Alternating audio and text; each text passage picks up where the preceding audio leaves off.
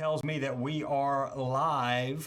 This is Junk Removal Authority with What's Your Problem, coming to you every single Tuesday evening at 8 o'clock p.m. Eastern Time. For those of you that do not know, Junk Removal Authority is an organization providing marketing and consulting services for the junk removal industry. We're kind of helping out the little guys, your little independent haulers, become larger, grow, get in business, expand, kind of trying to give them the information and the tools to kind of compete with those franchises. A great way is our business package. For those of you that are looking to get in business, that's an excellent way to go ahead and get a head start.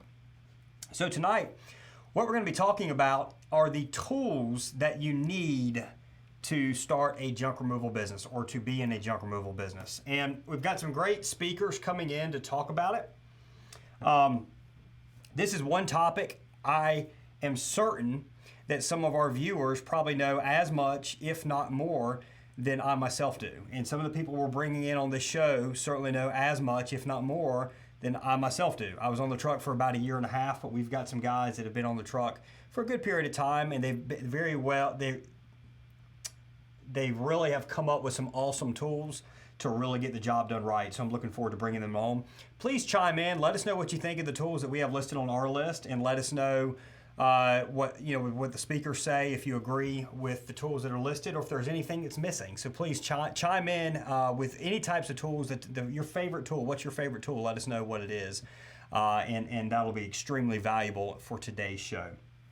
So today we're going to be having our first speaker will be Robert Allen with Garbage Guy out of Arizona. We've got Josh Daniels with J.A. Daniel out of West Palm Beach. We've got Nick Burton with Lionheart Junk Removal, who's actually a competitor of ours in this market. He's out of Fuquay Varina, North Carolina, right outside of Raleigh. And the final speaker will likely be on. He was busy with a few things, but I think he's going to make it on. And you guys have probably heard of him. It will be Tim Doss with Junk Mob or Junk Pick. So those are the four people we're going to be bringing on. They're going to be talking about tools that they use. Before we bring on Robert, which is our first speaker, I'd like you, if you look in the description of this video, you can see a list of the tools that we use. This will be available to you at any time. Get it, print it out, you can use it. You can kind of see all the types of tools that JRA uses. We do have a couple of these. Actually, when I queried our Facebook group as to what tools they use, we actually added something on this list. The blue plastic totes, which we get all the time for junk removal jobs we never really used. We're going to talk about those as well, and how Russ Berry actually uses those. So check out the list. I will quickly go through this because some of you guys are going to be on mobile phones, you're going to be driving or whatever. But the Sawzall, you need a basic tool set, screwdrivers, socket wrenches, so on and so forth. A sledgehammer is huge. A crowbar or breaker bar or demolition bar is what it might be called. A metal rake, a yard rake, and then a push broom. And then these blue plastic totes. Again, we're going to talk about how Russ uses these blue plastic totes.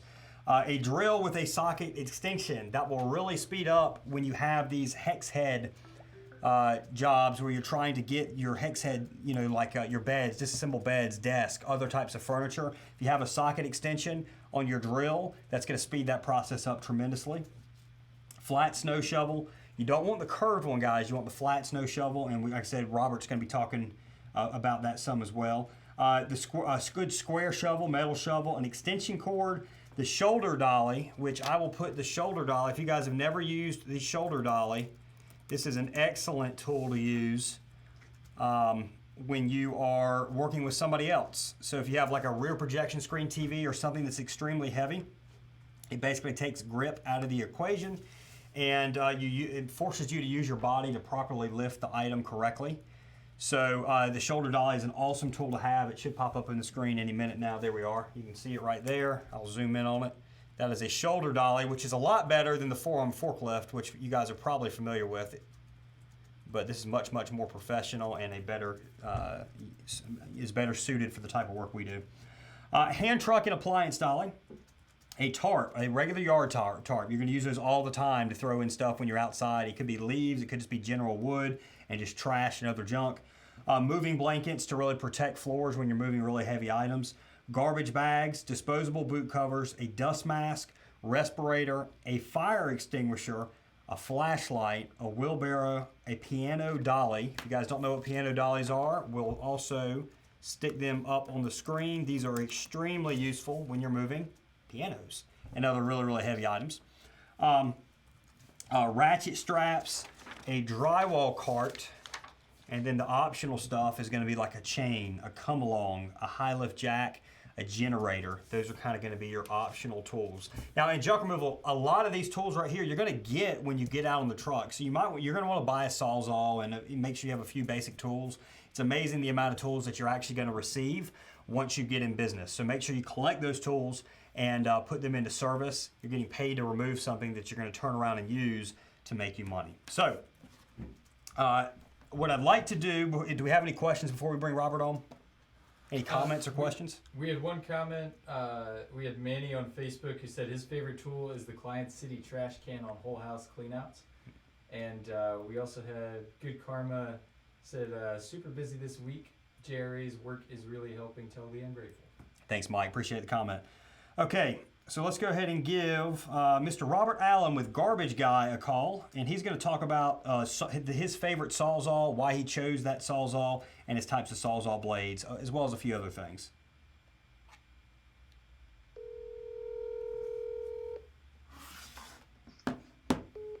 Whoop. That's not a very good start. Let's try it again. Guys, again, always check us out at junkrra.com, and please subscribe to our YouTube channel. So, hey, Robert. How's it going, Lee? Good, man. What are you doing hanging up on me? Sorry about that. I think I hit accept twice. I got you. I didn't know if you were getting nervous or something coming on. No. You're good. Sounds good. Okay. So, guys, again, this is Robert Allen with Garbage Guy. Robert, your website's garbageguy.com, right? It is. Okay, excellent. I'm going to pull this up on the screen in the back so people can actually take a look at it. Guys, please check his site out. He's actually got a fantastic site. It is not one we did. He had it done before. He's also got one of the most unique trucks, junk removal trucks in the business. He self-designed it, and it's produced. Where are you getting those things, Robert?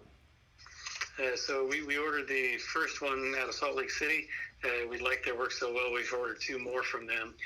DNA Trucking is the name of the guy that fabricates the beds. And we basically sat down and sketched it on a napkin, and we changed a couple of things with each iteration since then. But the toolbox that stays stationary and doesn't go up and down with the dump bed is helpful to keep things organized and not banging around. And then we've got a rack on top that we put the wheelbarrow, a cage off to the other side that we put those rugged cans in, and we can use those in house cleanouts and yard cleanups, all kinds of things. And that's where we keep our rakes and brooms and shovels and things as well. Tell me about your rugged cans. What kind of rugged cans are you talking about? Just the gray ones that you get at Home Depot. Okay. They're a little heavier duty than your typical can. Yep. I think I've purchased one, and then we've acquired them everywhere we go, just like a lot of tools.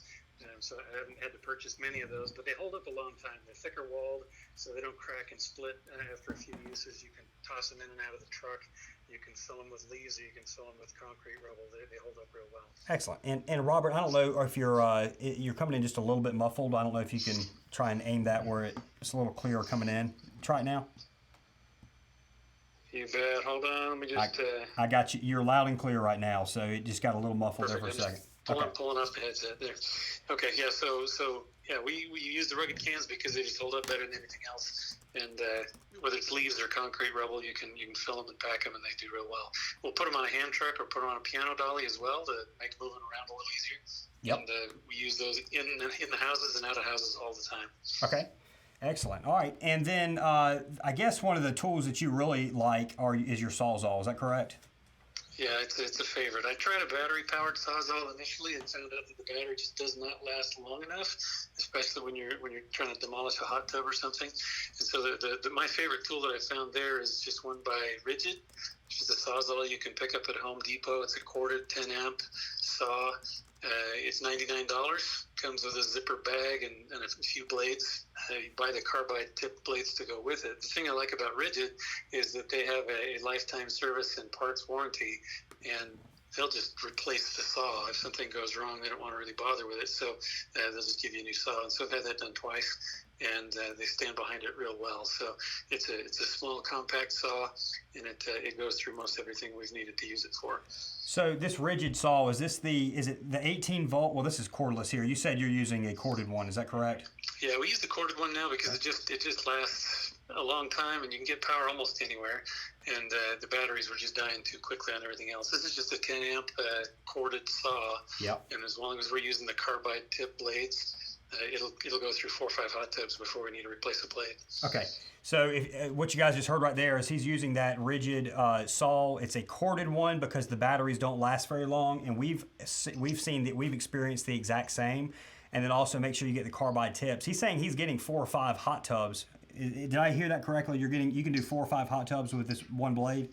Exactly. A good carbide blade will go through 4 or 5 tubs, and you'll be tempted at Home Depot to say, "Oh, I'm going to buy the cheaper blades because I get 5 of them for the same price." But pay the $10 to $15 for a single blade; it'll last you a lot longer. Okay. And are you typically just hooking up to the power at the customer's home? Is that how you're getting power, or using a generator or something like that? Yeah, at the customer site, almost always we carry 100 to 150 foot of extension cord in case we have to go some distance. Now, only once have I had to go to a neighboring house and ask if we could use their power. In almost every other case, we've been able to find it on site somewhere. Excellent. So we went to corded Sawzalls a while back too, Robert, and because we were using the DeWalt's, and you go through 4 batteries on one hot tub almost.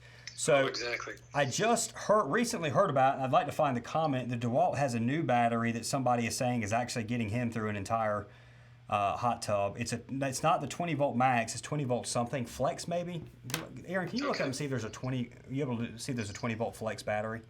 So anyway, I'm curious to try that out, but I believe it's called a 20 volt flex. It's supposedly supposed to last a lot longer. So yeah, that'd be great, because the cord does get in the way sometimes, but it just never runs out. Have you had a guy cut the cord yet? Not yet. Okay, we had that happen once. We had him. He actually sawed the cord right in two. So anyway. I can see that happening, and you got to be careful if you're standing in water as well. But yeah. But if you watch where the cord's going, then you're doing all right. Okay. So to add to your list, really, one of the couple other things that a hex wrench, I think you mentioned one attached to a drill. Hex wrench is key for bunk beds and things that are put together with odd tool sizes. Yep. And then along with the tarp, and along with the theme of reusing something, we all pick up bagsters full of tile or bagsters full of remodel debris. Yeah. And saving an empty bagster is a great way to go, because you can fill that with leaves or lumber or different things, and then just drag it around a property and not have to carry that in 10 trips. Do you generally save one and keep one of those in your toolbox? I do. I've usually got a bagster empty that we can fill up with boxes or fill up with lightweight debris and haul it around. Oh yeah, that's an excellent idea. If you can be resourceful when you find the stuff on your jobs, you're so much better off than if you went out and just bought tools all the time. So that's why one of the reasons it's such a cool industry is you literally get everything almost for free until you start running. If you start running a bunch of trucks, you have to buy stuff. But especially when you start, it's amazing the amount of tools that customers are just going to give you. I've gotten brand new generators from a customer's house. He used it twice. It was too small for his house. Instead of refunding it or whatever, he just gave it to. We hauled it off. He paid us to haul it off. So. Oh yeah. Pretty crazy what you come across. Okay, so you've got, is it 4 trucks now? Is that right? Exactly. Uh-huh. Okay, and been in business since 2005. Yes. So you've been doing this as long as anybody in the country. I think you said there was only like 2 or 3 other people in the Phoenix area that was doing it when you started. Is that right? Yeah, it was a small bunch of us then. Now there's about 30, but there's still lots of junk to go around. Yeah, for sure. And the industry is, back in 2005, a lot of people had no idea it existed, and there's still a lot of people now that are just now learning about junk removal. So even with the extra competition, I think it's still an excellent business, and we've been growing year after year. Have you seen growth year after year? We have. Even when, I kept it small for a long time. It was a single operator outfit for a number of years, and I spent a long time in the truck as a result. But even in those early days when it was me wearing a lot of hats, we were able to grow it every year. And when we put our mind to it and decided we were going to be a real business and follow some guidelines and keep ourselves accountable to some certain procedures, we found that we could double that business if we chose to, and we've done so over the last 5 years. So it's been good. Okay. Well, Robert, is there anything else that you think would be really important to add in on these tools? I think you've mentioned several that are a standard that everyone needs to have, and most people think about that. But you mentioned a shovel, a wide shovel. I think I saw comments on the website about a snow shovel being a common tool. Mm-hmm. And as long as it's a flat scoop-shaped snow shovel, I've used that thing in houses so many times, because if you turn it backwards, it's a perfect scraper to just clean up carpet. It's almost like you had a vacuum cleaner with you. If you drag that across the carpet, it gets rid of all the loose debris and makes it look really nice. And that's what makes a customer call you back. Mm-hmm. Even though you weren't doing a detailed clean, you do that little extra touch, and it makes the pictures look nice. It makes the customer really happy. See, what's neat about this show is right there. I mean, that's something right there that I've never thought of that we're going to implement. So what you're saying, we use snow shovels all the time inside homes, especially for like hoarder houses and stuff like that. You know, scoop everything into a corner. But you're saying actually turn it upside down and almost more, not really use it as a rake, but just kind of exactly. Yeah, in that same position, you use it like a rake, and you just drag the blade, and it scrapes everything into a pile. You can just clean it up really quick, and it looks like you vacuumed the floor almost. Wow. Okay, so that's an excellent tip right there. Is it a metal? Are you using the steel or aluminum or plastic snow shovels? I have one of each, actually. In 3 different trucks, we've got different models. The steel one is a lot stiffer, and so it works better against different carpet types. Mm-hmm. The plastic one's real lightweight and easy to work with, but it doesn't work for that function quite as well. The aluminum one does a pretty good job. Okay, and then where are you buying your snow shovels at? Again, acquiring them on jobs for the most part. I did pick up one at Harbor Freight. I didn't like the angle of the neck where it attached to the handle very well as far as using it for a dustpan, but it does still work well for a scraper. Excellent. Okay, well, Robert, I really, really appreciate you coming on. Like I said, it's great to talk to somebody that's been doing this. I mean, you've been doing this a lot. I mean, twice as long as I have. So that's fantastic. Always enjoy speaking with you, and we'll look forward to talking soon. Very good. Appreciate the support, and I'll watch the rest of your show. Sounds good, Robert. Have a good evening. You too. Bye-bye. Awesome, guys. So, again, that's Robert Allen with Garbage Guy. Just a fantastic company, fantastic guy located in the Phoenix, Arizona market. He said he started in 2005. There was like 4 guys doing it. He estimates there's somewhere around 30 right now. He's still staying busy. A lot of those other companies are still staying busy. That's the reason junk removal is such a good market to get in. I'm probably shooting myself in the foot a little bit right here as far as the Raleigh market. We've seen some increased competitors in the Raleigh market. I know they're watching this JRA stuff also.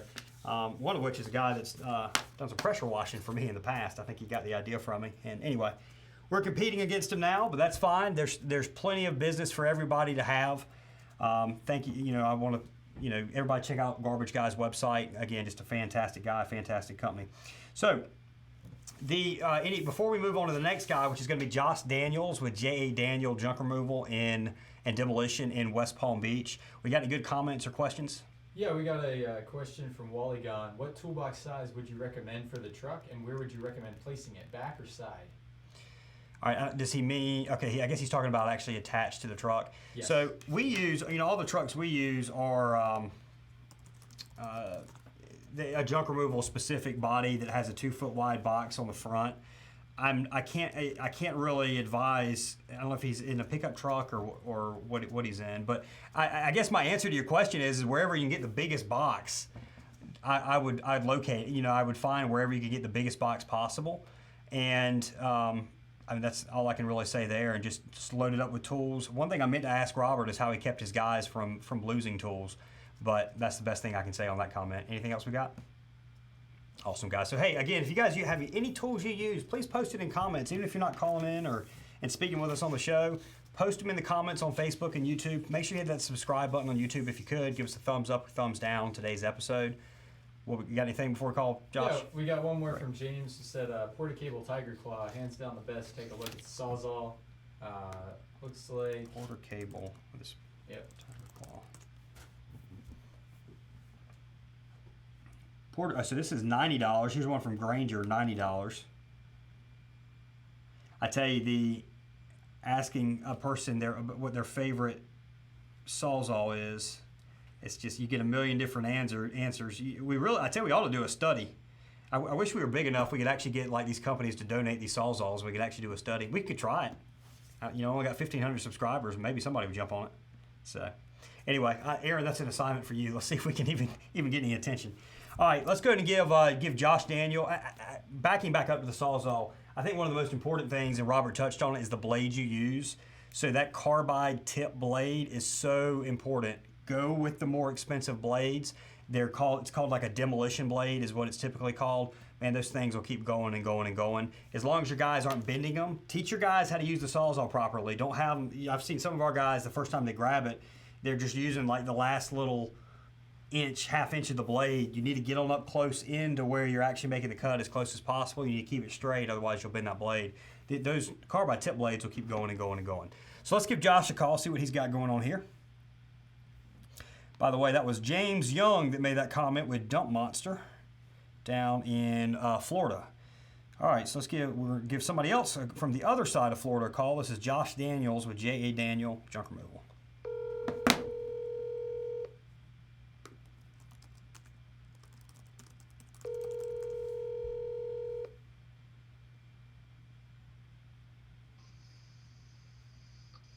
This is Josh.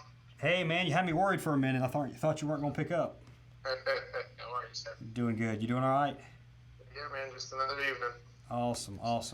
Josh, so this is Josh with J.A. Daniel Junk Removal. What is it's J.A. Daniel Management. Don't you have another website as well? Yeah, so we started off as a management company trying to do, well, a lot of people started off in the REO business kind of like we did. Property management, different things, and we kind of morphed into a trash removal, junk removal business. And as of 2017-ish, we branded ourselves as TrashHelp.com. TrashHelp.com, that's right. So everybody check out TrashHelp.com, and you'll know who we're talking to here. Again, this is Josh. What did I spell wrong? I said TrashHello.com. That's actually a decent name, TrashHelp.com. Yeah, buy this domain before somebody else does, Aaron. All right, so TrashHelp.com. All right, J.A. Daniel Management, got it right here, so check him out. So, Josh, I would like to actually do a separate episode. I don't want to cover it today, but I would like to do a separate episode and get you to talk about REO and property management. Are you still doing that now? We do. It's 10% compared to what it was. It's drastically changed. We do, again, nothing compared to what we used to. We used to work with over 50 realtors. Each realtor had 50 properties each on average. It was just nuts, and we were losing our minds. We were probably at one time the largest management company in South Florida, managing properties for Fannie Mae, Freddie Mac, Bank of America, and it just foreclosures didn't dry up. They just went through the process, so they're no longer what they were. But to answer your question, where we used to do 30 a day, we probably do 3 a month. Wow. Okay. Yeah. Well, so you basically had to pick up your junk removal into things because your foreclosure stuff slowed down. Is that right? Well, we used to. We started off trying to do the foreclosure stuff and sub everything out, and I just kind of said, well, wait a minute. If I bought a truck, I could do the junk removal, and we kind of did a bunch of stuff. We did pressure cleaning. We were doing handyman repairs. We were doing a bunch of different things. And we kind of just scaled it all back down. I got a text about an hour ago from an agent out of Seattle that has a property that needs a door painted. But 98% of our work now is our big 3, which is demolition work, dumpster service, and trash removal. Okay. And then on are you doing more demolition or junk removal at this point?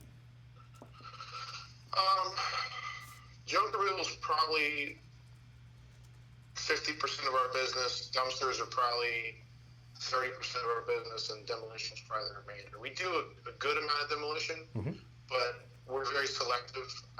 We do what makes sense. We're not going to be the guys that are going to go do it just to keep our guys busy. I'd rather my guys do easy junk removal than get themselves hurt doing demolition work. So no doubt. We do quality demolition work, if that makes sense. Okay, excellent. So, so what Josh is going to talk to us about, since he's got the demolition expertise, and we do a bit of demolition too with junk doctors. Unfortunately, my business partner Christian on the junk doctors end, I couldn't get him on as well. But Josh probably, I imagine, knows probably more, or at least as much as Christian does on this subject. So, Josh, I appreciate you coming on. No worries. He's going to talk. So, the first thing I'd like you to talk about is the type, because this is something a lot of junk removal companies don't do, which is concrete demolition. Some companies might remove concrete, but a lot of them don't break it up. So, what are some jobs and what are some tools you use to do your concrete work? So your main jobs are always going to be your jackhammers, and no jackhammer is created equal. You know, you have your smaller stuff for anything chest high or above. You get up into the bigger breaker bars that'll handle tile just fine, and then you know once you get up into the big breakers, that's where you're cracking 4-inch tile. But ultimately, that between breakers, jackhammers, things like that, and concrete saws, that's our two big ones. And then once it gets into big stuff, like for instance, we did the little brother of a fountain, and now we're going to do the big brother. This fountain, we had to use a breaker on our Bobcat, and sat there for 2 days beating the crap out of it. My manager did it and broke 2 different rams on the machine. It was a disaster.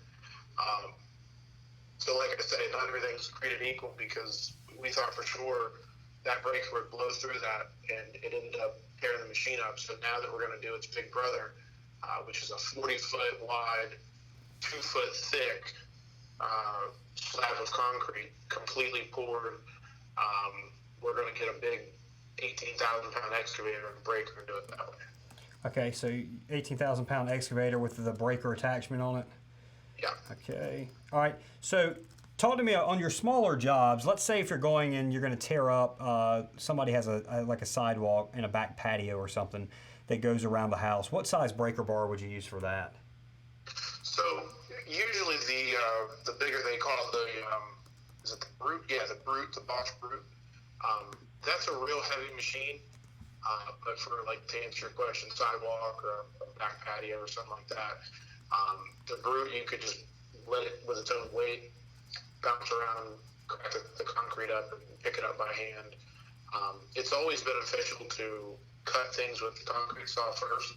It just makes it a whole lot easier to pick things up, and, you're not picking up 6-foot slabs as opposed to 2-foot slabs. If you cut them down smaller and smaller, from there, all you have to do is usually just pick them up, or just crack them a little more and pick them up. Okay, so when you're doing these, this back patio, so you like going ahead and taking your concrete saw and what are you cutting? Are you just cutting off from the part of the concrete you don't want broken up, or are you actually making cuts throughout the slab? You would do that too, but it's like doing it's like removing a wood floor. You score the floor. Mm-hmm. You would score that concrete so that way you're only, let's just say it's a 10 by 10 square. Yep. If you cut it every 2 feet, you're only dealing with those 2-foot sections, and you just break those off. That way you're, like you said, if it's a back patio, you're probably going to have to wheelbarrow those chunks out to the front to the truck. Mm-hmm. You're going to want to make them manageable. Okay. So if it's a big enough area, we bring our skid steer in. Sometimes we won't even use the breaker. We'll just put the bucket up under it, let the bucket peel off corners and crack it up, and just walk it out to the truck. Okay. But yeah, depending on what it is and where it is. I mean, we just did one, probably been 4 months now, but they built the house with literally not an inch to spare. They used every single piece of that land they could, mm-hmm. and then they decided they were going to put a pool in the middle of the backyard. Well, then the pool was leaking and blah, blah, blah. Long story short, they decided they wanted us to tear the pool out and fill it in. Mm-hmm. So my guys did not love me, but we demolished and filled in a pool completely by wheelbarrow. Wow. Ha. Yeah. How many man hours did that take? It took an average of 4 guys, about 2 weeks. About 2 weeks, 4 guys. Wow. Okay, that was a heck of a job. Hey, I'm sure your guys were sore after that one. That's a lot of work. You couldn't get an excavator back there. Is that right? Believe it or not, we barely fit the wheelbarrows back there. Wow. We had 46 inches was our largest space available. Wow. Well, we even at one point considered bringing the stand behind little skid steer, mm-hmm. and there's a corner it would not have been able to make. It was that tight. So how do you, and if you're not comfortable discussing this, I understand, but on pricing, something like a pool demolition and remove, or let's start out with a patio. We're talking about a patio. Do you just price by the square foot, how thick it is? How do you price that job? It's hard. You obviously don't want to ever sell yourself short, so you got to consider what the market bears. Try to obviously research what your competition's doing, and go from there. Then you just got to make sure it's still worth it, because in the end, some of those patios aren't worth doing for the industry standards, the square foot numbers, things like that. Industry standard in our area is about $8 a foot. That's removal and disposal. And, for the most part, we try to stick there. We don't ever want to be the guy that cuts everybody else's throats a little bit. But on the same hand, you got to decide whether it's worth doing the job or not. And that's always the juggle, is whether or not it's worth it. Obviously, with that particular the pool, we told them up front this is going to be a whole lot more expensive. And then sometimes, just to prove a point, we definitely give our clients a price, and if they ever come back with one of our competitors' prices, we'll lose money to prove a point sometimes when it comes to competitors. I got you. I understand.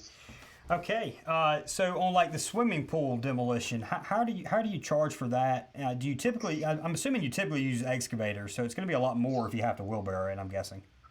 For sure, yeah. So honestly, there's a lot of things to factor in when you're doing, for instance, a pool demolition. You're going to have to factor in from the very beginning how you're going to drain that pool. Every municipality in our area is different. Some of them will allow you to drain it to the local street drain. Some of them want you to drain it to the into the yard. Some of them, if they have a pond or if it's an HOA, they won't allow you to drain it in either. Wow. So then you got to go find you hope to have a cabana shower, and you just drain it through that over 6 days. So there's a lot of factors just in draining the pool. From there, each municipality is again different. Some municipalities allow us to just punch a handful of holes in the pool, and we can start filling it. There's some municipalities that allow us to punch those holes, and they want us to cut down the coping 2 feet. So we've done that. And there's some that they want every single piece of concrete out of that dirt. And wow. And that's ultimately a disaster, because once you get to about 60% demoed, it starts turning into a mess. Things start caving in, and things start falling apart, and it quickly gets interesting. Yep. But from there, you have to figure out where that concrete's going to go out.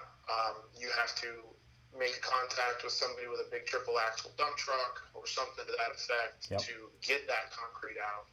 Otherwise, there's a lot of guys that try to say, I'll save that money and do it by a dump trailer or something like that. You kill yourself. Yeah. So, and all that comes into play. If you don't have a local dump that's close, you have to consider that. Yep. And then, of course, bringing fill in. In our area right now, they're building, and at times it's hard just to get fill, much less get it at a decent price. And then back to those truckers, the one we did was on an island in town, so it was, it's 45 minutes from where those truckers like to even travel. So it was an hour round trip at the minimum for those guys to bring me the 4 loads of dirt I needed. They charged me twice what I would have been able to get dirt for just about anywhere else in town because of where it was. And then, like I told you, we had to wheelbarrow it to the back. Wow. Wow. Yeah. And then you have some municipalities that will make you go further, and they won't sign off on that permit until you go ahead and sod it. So then you have one more factor. Sod has been very expensive. It's been dry. It's been hot. If sod isn't as cheap as it was when you originally bid that number, it might change. So there's a lot of factors. Wow. Okay. Well, so based off what you're telling me there, for your average junk removal company, I would think, and I'm going to get your opinion on this, a lot of them could handle like a patio demolition if they just kind of are careful and do a little, watch YouTube, watch a couple guys do it on YouTube. The pool stuff, they might want to wait a little while till they have a bit more experience. Would you agree with that?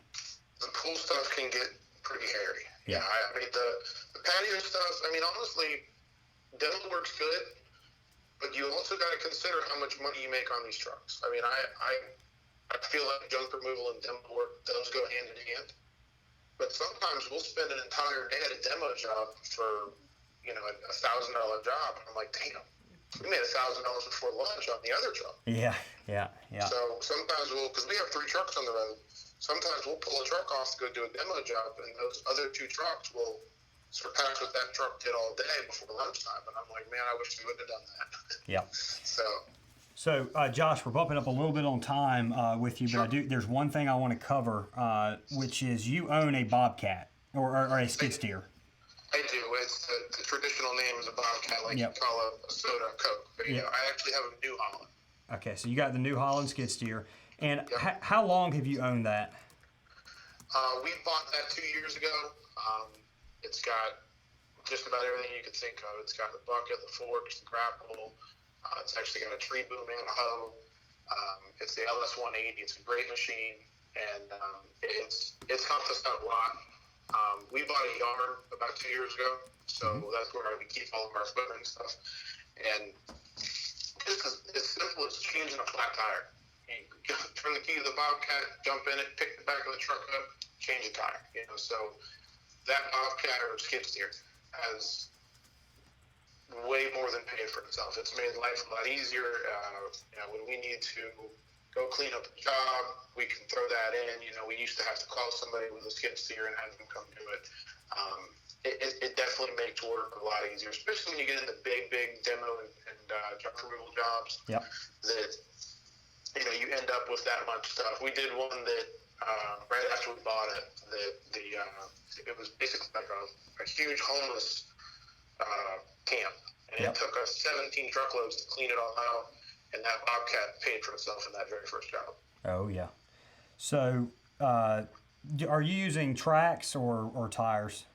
We are on tires. It wasn't. I think if I had the option, I would have went tracks. I bought it used. Yeah.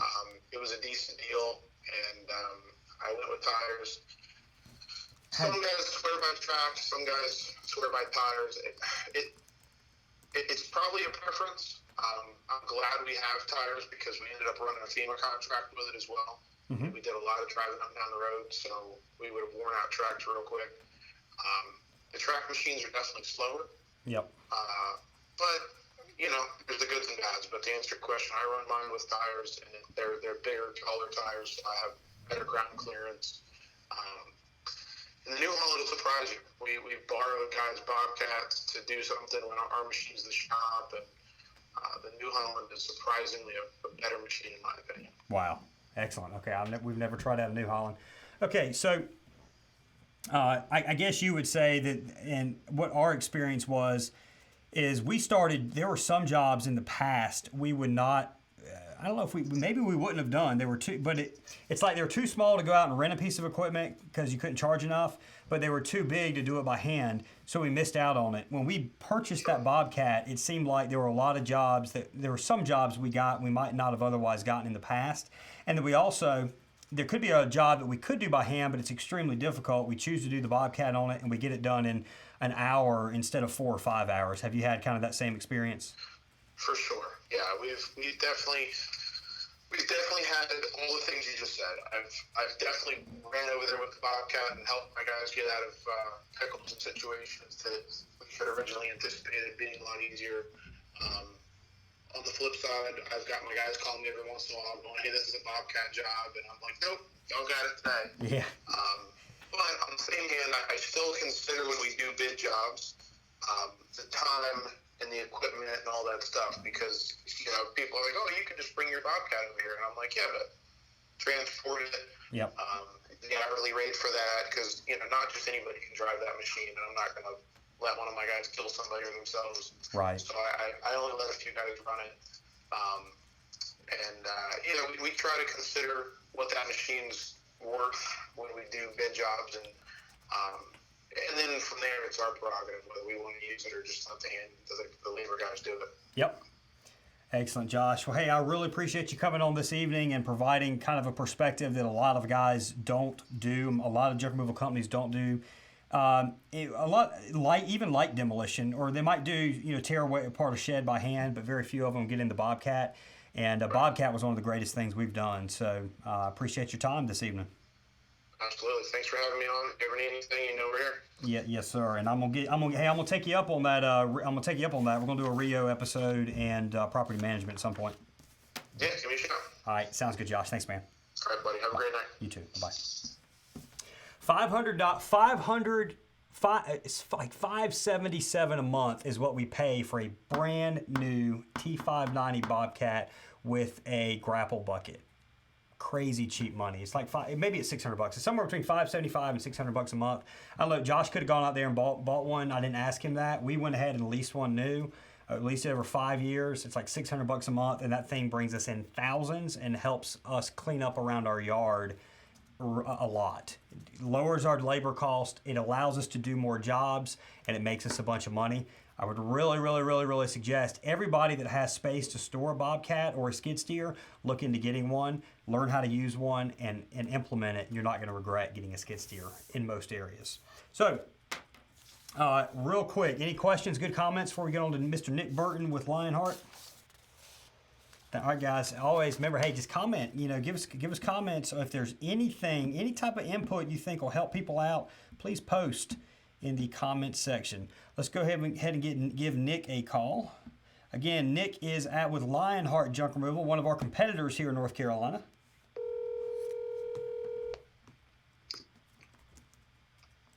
Hey. Hey, Nick. How you doing today, man?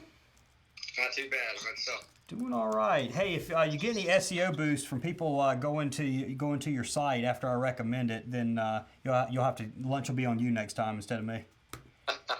Sounds good. All right, man. Hey, I appreciate you coming on. All right, so guys, again, this is Nick Burton, Lionheart Junk Removal. Check him out. It's lionheartjunkremoval.com. He's out of it says Fuquay Varina, which is Raleigh, NC. That's the big city around here. So, Nick, what you are talking about isn't. I guess it's a tool, but it's not. It's very useful. But if somebody has like a trailer or they want to use a ramp, you've got a certain like tread application that you like using. Is that correct? Yes. So. I didn't actually find that, but I did find the ramp. Okay. And I've got the picture. I can pull up your picture that you sent me. So what we're talking about here. So Nick, when you first started out and you had a ramp where you were walking up into the trailer, were you having problems, or did you do this application right from the start? So we started with the F-150 and the 18.5-yard dump trailer. And so just from research, when we got going, having conversations with everybody, we learned that a ramp was probably going to be pretty useful. Mm-hmm. So we did some research and found that really good Black Widow ramp.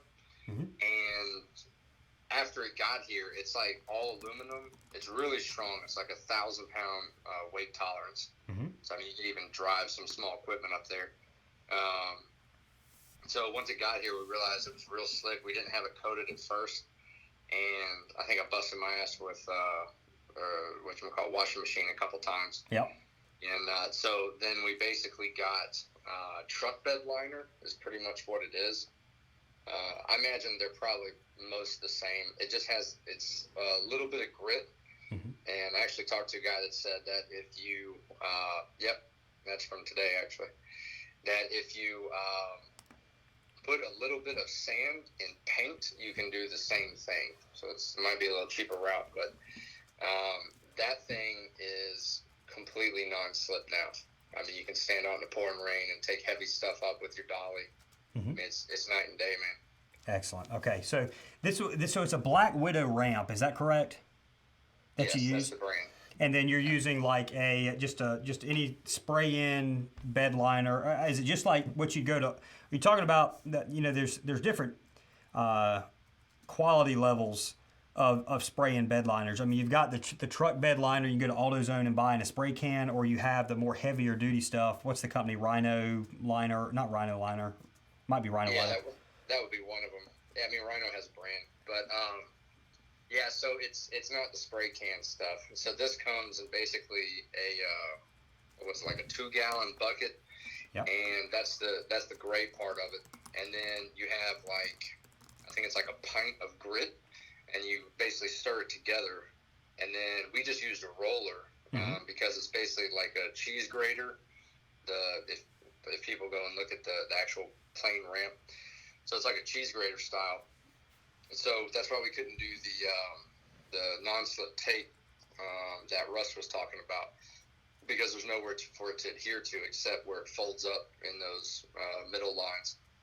And so we basically just rolled it on with a normal paint roller, and then it has to cure for about 72 hours. After that, Wow. melts out. Excellent. So that I guess that's made life a heck of a lot easier for you. Is that right? Oh yeah, I mean that ramp by itself, even without the non-slip, that ramp was one of the top 3 things that we ever purchased for the business. One of the other ones being the dump trailer itself. Yeah. Yeah, I mean that more or less would work, that Rust-Oleum. So I mean the cool thing about the ramp is one of the reasons it's so useful is not only the night and day difference between a regular ramp and then having the grip on it, but also that ramp, you can transfer it from a pickup truck to the trailer to the dump truck. I mean, we have all 3 of those, and it's almost 8 feet, and I have an 8-foot pickup. So, I mean, you can slide it in the pickup, you can slide it into your trailer, you can slide it into the dump truck, whatever it is you need. And you have that same capability regardless of what you're working with. And that flexibility, I think, is what has really helped us out, because I know some people have the lift gates, but a lot of companies don't use the lift gates. Or they might have on 1 or 2 trucks, but most of their crews, at least, are not rolling with the lift gate. So when you have those really heavy items, not having a lift gate but having that ramp, that still allows you to leverage, being able to wheel it up instead of trying to hoist that thing, 4 feet off the ground or whatever if you're using a dump truck. Mm-hmm. Excellent. Okay. Well, Nick, that's a lot of great information. There's a lot of people running trailers out there, and there's also a lot of people that have dump trucks that have no ramp. So I would imagine there's a way to really rig this thing up, even if you have a dump truck. The ramp would have to be a bit longer, obviously, because of the angle. But thank you. I think one of the big issues we've ever had with ramps is exactly what you're talking about, is slipping. So what he's talking about, again, is a truck bed liner coating that'll really place a bunch of grip on your ramp. Nick, I appreciate you coming in this evening. Again, this is Nick with Lionheart Junk Removal. Nick, what branch did you serve in? I was in the Army. Excellent. So Army veteran, really appreciate your service. And even though you're a competitor, you're a great guy. Check out his site, lionheartjunkremoval.com, and Nick will be talking to you here soon, man. Yeah, I feel the same. Thanks, okay. Lee. Thank you, brother. Bye-bye. All right, guys. So another excellent guy, man. I tell you, all throughout the country, most of these junk removal guys, just fantastic people. You got hardworking people. You got people that are really wanting to better themselves and create a great business.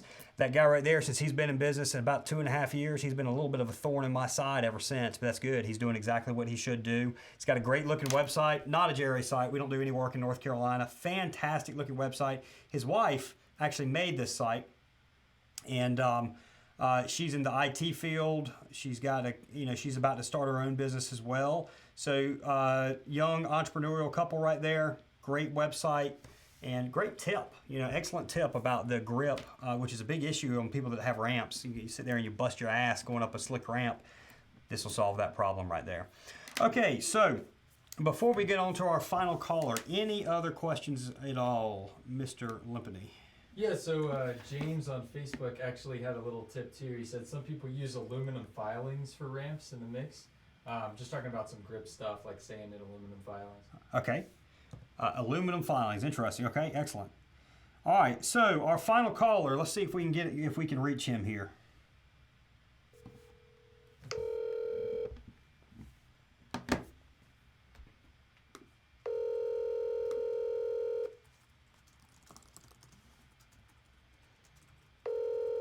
Maybe, maybe not. He said he wasn't positive he was going to be available.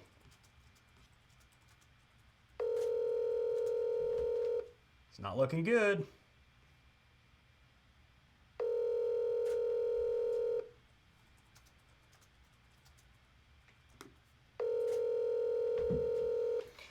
Okay, so that is Tim Doss with Junk Mob. Maybe he'll call back in a minute. If he doesn't, what he was going to discuss, and I was hoping to have him actually explain this, but here we've got a video. One of his favorite tools is a rope or a chain that actually goes around the items. I believe he has a dump truck, but he loves his box truck. He's got a trailer and all as well that he uses. So he actually takes a rope and a chain and he wraps it around his load.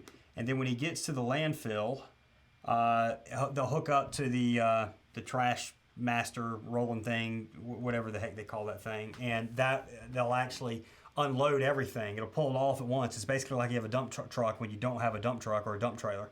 So let's play this video right here. Again, this is from Mr. Tim Doss. Junk Mob supplied this, or Junk Pick. See, can you see we can get some audio up there, Aaron? Are we good? Can't afford a dump trailer. Okay. Get a rope. All right, so we're going to skip along here. Up to the front or. All right, so we're going to pause for a second. The video quality isn't the best here. What he's got is he has got a rope, and again, I wish Tim was on because he was going to explain how he sets this up, but he has a rope or a chain that goes kind of underneath the stuff and then back up over top, and then he's hooked it to the piece of equipment over here. What'll happen is that I can't even remember the name of this machine back here, but this machine back here will pull everything off. Here's Tim calling right here. Let's see if we can get him. Hey Tim, can you hear me, man? Give me like 5 minutes. Let me get close to the Wi-Fi, okay? Well, I think we're probably gonna need a wrap in just a minute. You're coming in pretty good though. Maybe not. All right, so I think we're gonna probably miss him because I know we're coming up on 9 o'clock right now. We'll get him back on again to explain this, but he loves his chain, loves his rope. We'll have to bring him back in. He can kind of explain exactly how he uses this. Let's finish the video up though. For those of you that can't afford a dump truck or dump trailer, this is the way to go.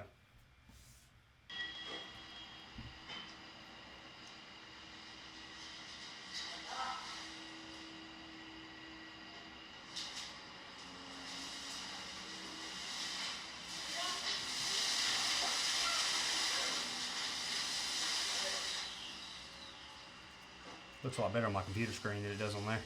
It's coming through okay. Okay, good. And that's how it's done, folks. There you are. So that's probably a little $1,500 trailer. Anywhere, maybe $2,000 trailer. $1,500, $2,000 trailer. You buy it used, you can probably get it for $800 or $1,000. And doesn't dump. Might as well dump though, because it had the same exact effect. So, Tim, we're gonna miss you this evening, man. I know you're out of service area right there. We'll have to get you back on. We got any questions at all before we kind of wrap up, Aaron? No other questions. Awesome, guys. So, hey, thanks again to Robert Allen, Garbage Guy, Josh Daniels, J.A. Daniel, Nick with Lionheart Junk Removal, and Tim with Junk Mob for supplying us this video. He couldn't make it on, but I really appreciate you, us communicating and getting your input in on this. So we are here every Tuesday evening at 8 o'clock p.m. We want 3 or 4 people on every show. If you have got something of value, some type of information, been in the business for a while, you want to help out the smaller companies take on the big franchises, then please post your name in there. We're going to contact you. We'd love to get you on. We want to get a ton of information out there. We want everybody to have the information they need to be successful in their market and successful in their life with their business. So this has been Lee Godbold with Junk Removal Authority. We look forward to seeing everybody back here next Tuesday at 8 o'clock p.m. Eastern. Thanks again, guys.